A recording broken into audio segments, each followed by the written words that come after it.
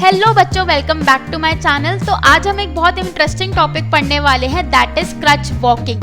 तो इस टॉपिक पे आपको पूरी डिटेल में यहाँ पे एक वीडियो मिलने वाला है, तो इस वीडियो को बिल्कुल भी स्किप मत करना। शुरू से लेके आखिर तक इस वीडियो को पूरा अच्छे से देखना। अपना अटेंशन स्पैन जो है वो थोड़ा बढ़ा लो अभी, ठीक है, क्योंकि ये वीडियो देख लोगे तो कुछ और देखने की ज़रूरत नहीं पड़ेगी। इसी वीडियो से आपके सारे डाउट्स रिगार्डिंग क्रच वॉकिंग वो सारे क्लियर हो जाने वाले हैं। तो चलो जल्दी से इस टॉपिक के बारे में पढ़ना शुरू करते हैं। सबसे पहले ये समझते हैं बच्चों कि क्रच वॉकिंग होता क्या है। तो जब एक इंडिविजुअल एम्बुलेट करता है क्रचेस के थ्रू तो उसे हम कहते हैं क्रच वॉकिंग, और इस गेट को हम कहते हैं क्रच गेट।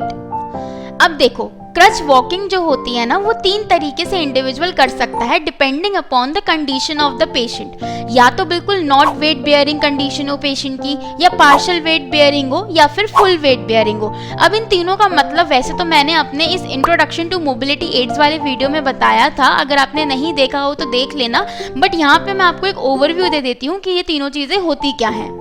अब देखो, नॉन वेट बेयरिंग में तो हमें पता ही चल रहा है कि जो इंडिविजुअल है वो अपने लोअर लिम्ब के ऊपर जो involve side of lower limb है, लेफ्ट या राइट, उस पे कोई वेट बेयर नहीं कर रहा है, तो that is non weight bearing. Partial weight bearing क्या है कि जो इंडिविजुअल है वो अपने इन्वॉल्व लेग के ऊपर थोड़ा बहुत वेट, पार्शियल वेट बेयर कर रहा है। और फुल वेट बेयरिंग में क्या होता है कि जो इंडिविजुअल है वो पूरा अपने 100% वेट जो होता है वो अपने पैर के ऊपर डाल रहा है। So these are 3 types of pattern in crutch walking.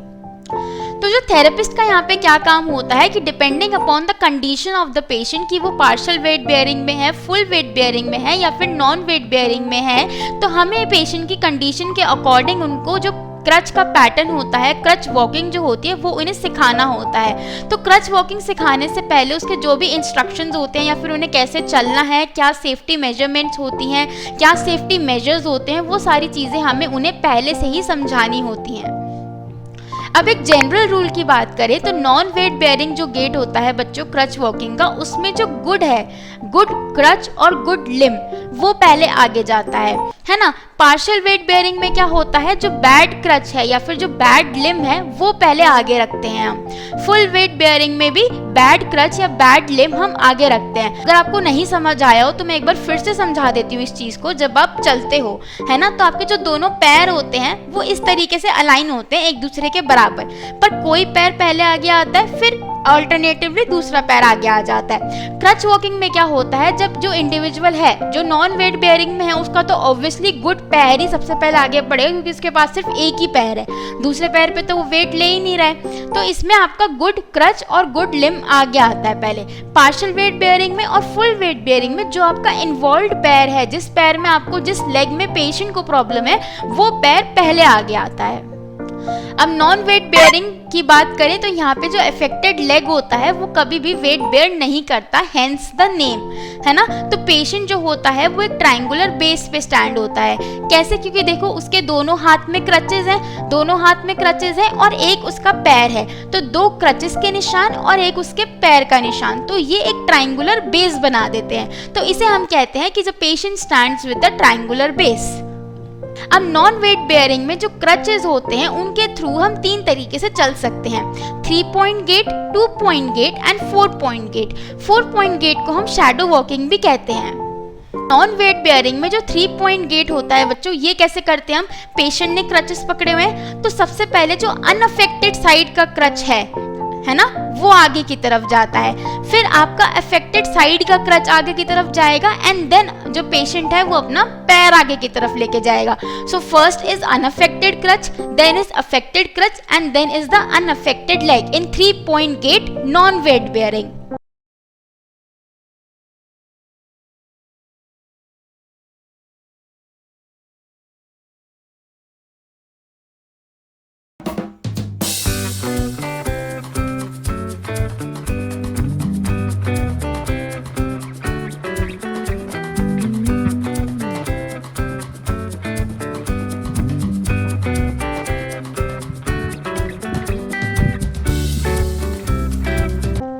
अब यहाँ पे एक चीज आती है, स्विंग 2 एंड स्विंग थ्रू। तो देखो हमने क्या बोला कि जो पेशेंट है वो एक ट्रायंगुलर बेस के साथ खड़ा होता है ना। अब जब क्या होता है, जब पेशेंट ने अपने दोनों क्रचेस आगे बढ़ाए, है ना, क्योंकि पहले वो अनअफेक्टेड क्रच आगे लेके जा रहा है, फिर वो अफेक्टेड क्रच आगे लेके जा रहा है। उन दोनों क्रचेस का जो बेस होता है ना, उसके बीच में हम एक लाइन को हम इमेजिन करते हैं, उसको हम नाम देते हैं एक इमेजिनरी लाइन, जो उन दोनों क्रचेस को ज्वाइन कर रही है ना। तो जब आपका जो पेशेंट है उसका जो अनइन्वॉल्व्ड लेग है, जो पैर है, वो उस लाइन के पीछे तक ही रहता है, तो उसे हम कहते हैं स्विंग टू गेट। जब वो पैर उस लाइन के आगे आ जाता है तो उसे हम कहते हैं स्विंग थ्रू गेट। तो स्विंग टू गेट जो है वो अर्ली स्टेजेस में दिया जाता है, और स्विंग थ्रू गेट जो है वो एक प्रोग्रेशन होता है।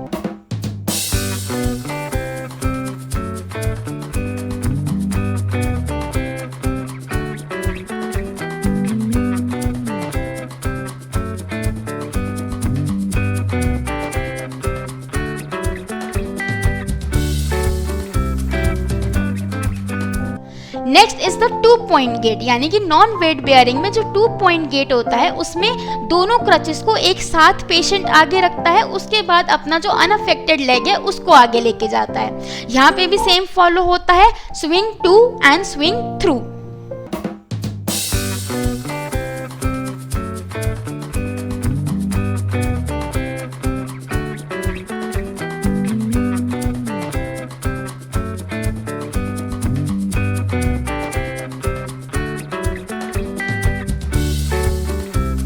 Next is the 4 point gait या फिर शैडो वॉकिंग गेट। तो ये क्या होता है, प्रोग्रेशन होता है 2 पॉइंट गेट का। अब इसके अंदर क्या होता है कि जो आपका अफेक्टेड लिम्ब है, जो अफेक्टेड लेग है ना, वो ग्राउंड से कांटेक्ट में तो आता है, कांटेक्ट करता है, टच करता है ग्राउंड को, पर वेट नहीं बियर करता, तो इसलिए इसको हम शैडो वॉकिंग कहते हैं। तो इसका पैटर्न कैसे रहेगा कि आपने अनअफेक्टेड और अफेक्टेड साइड क्रच को साथ में रखा, फिर आप अनअफेक्टेड लेग को लेके गए आगे, उसको आपने विदाउट वेट बेयरिंग आगे किया, सिर्फ ग्राउंड के साथ आपने उसे टच करवाया है।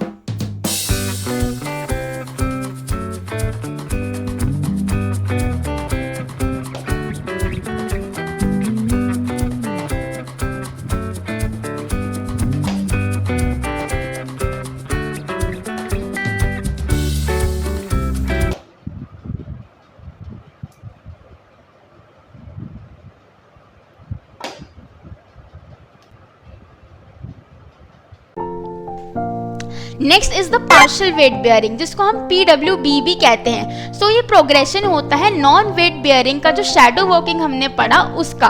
तो नॉन वेट बेयरिंग से अब पेशेंट पार्शियल वेट बेयरिंग पे आ गया है ना। तो यहाँ पे क्या होता है, ग्रेजुअली अब शैडो वॉकिंग के अंदर क्या था कि जो पेशेंट था उसका जो अफेक्टेड लिम्ब था उसको हमने ग्राउंड से टच करवाया था। अब धीरे धीरे क्या होता है, उस अफेक्टेड लिम्ब के ऊपर धीरे धीरे करके वेट बेयरिंग स्टार्ट करवाई जाती है, कभी 10%, कभी 20%, then it moves on to much more percentages. अब ये जो बच्चों वेट हम इस पे डाल रहे हैं, तो ये पेशेंट को ना हम एक वेइंग मशीन के थ्रू सिखाते हैं, है ना। तो ये आपको जब इसका मैं प्रैक्टिकल बताऊंगी ना, तब आपको बताऊंगी कि कैसे आपका जो वेइंग मशीन है उसमें आपको कैसे वेट इसका देखना होता है। और जो ग्रेड होता है वेट बेयरिंग का वो वेरी करता है from therapist to therapist, and it also depends upon the condition of the patient. So अब ये जो पार्शियल वेट बेयरिंग होता है बच्चों, इसमें भी 3 तरीके के पैटर्न आपको दिखते हैं, 4 point gait, 3 point gait and 2 point gait. तो कंफ्यूज मत होना। सबसे पहले हमने पढ़ा था क्रच वॉकिंग। क्रच वॉकिंग के अंदर we have 3 patterns, non weight bearing, partial weight bearing and full weight bearing. Non weight bearing में हमने पढ़ा 4 पॉइंट, 2 पॉइंट एंड 3 पॉइंट। अब आ गए हम पार्शियल वेट बेयरिंग के ऊपर। Here we also have 4 point, 3 point and 2 point gait. तो partial weight bearing का 4 पॉइंट गेट क्या होगा, सबसे पहले अफेक्टेड साइड क्रच आया, पहला पॉइंट, फिर आपका अनअफेक्टेड साइड का क्रच आया, दूसरा पॉइंट, थर्ड पॉइंट क्या आया, आपका अफेक्टेड लेग आया, एंड देन फोर्थ पॉइंट क्या आया, आपका अनअफेक्टेड लेग आया। तो ये इसी ऑर्डर में आपको पेशेंट की मूवमेंट करानी है। ऐसा नहीं पहले अनअफेक्टेड लेग आगे रखवा दिया, फिर कोई सा क्रच जा रहा है, फिर अफेक्टेड लेग जा रहा है, फिर कोई दूसरा क्रच जा रहा है, ऐसा नहीं होता। जिस वे में ये लिखा हुआ है इसी तरीके से 4 पॉइंट गेट जो होता है ये पेशेंट को प्रैक्टिस करवाना होता है आपको।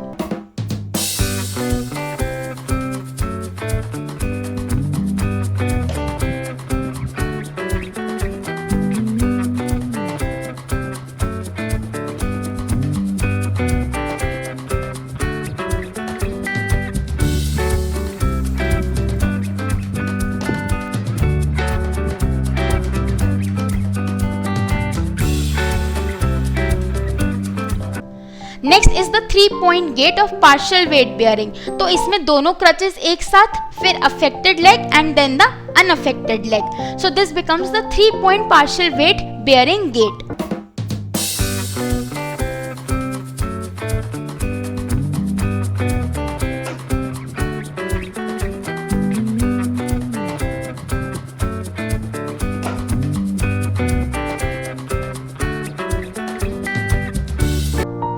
Next is the partial weight bearing 2 point gait. अब ये दो तरीके से हो सकता है। पहला तो क्या कि अफेक्टेड क्रच प्लस उसके साथ अनअफेक्टेड क्रच और अफेक्टेड लेग, यानी कि तीनों को आप एक साथ आगे ले गए और फिर उसके बाद जो अनअफेक्टेड लेग है, जो ठीक लेग है, उसको आगे लेके गए, यानी कि 3 एक साथ और जो अनअफेक्टेड है, जो ठीक है, उसको आखिर में लेके आए। तो ये 2 पॉइंट हो गया।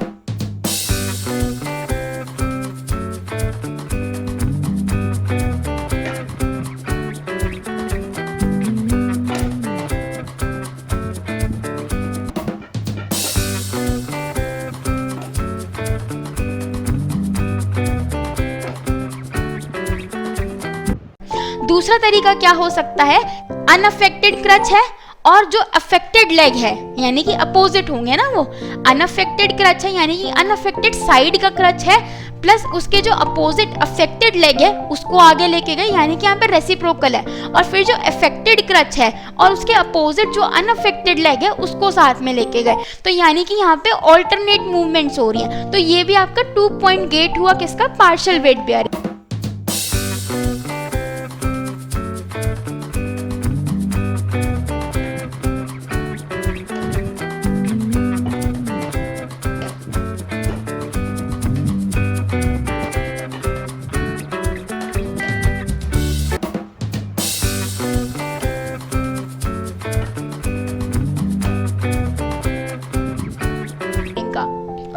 अब आ जाता है फुल वेट बेयरिंग, इसको हम FWB भी कहते हैं।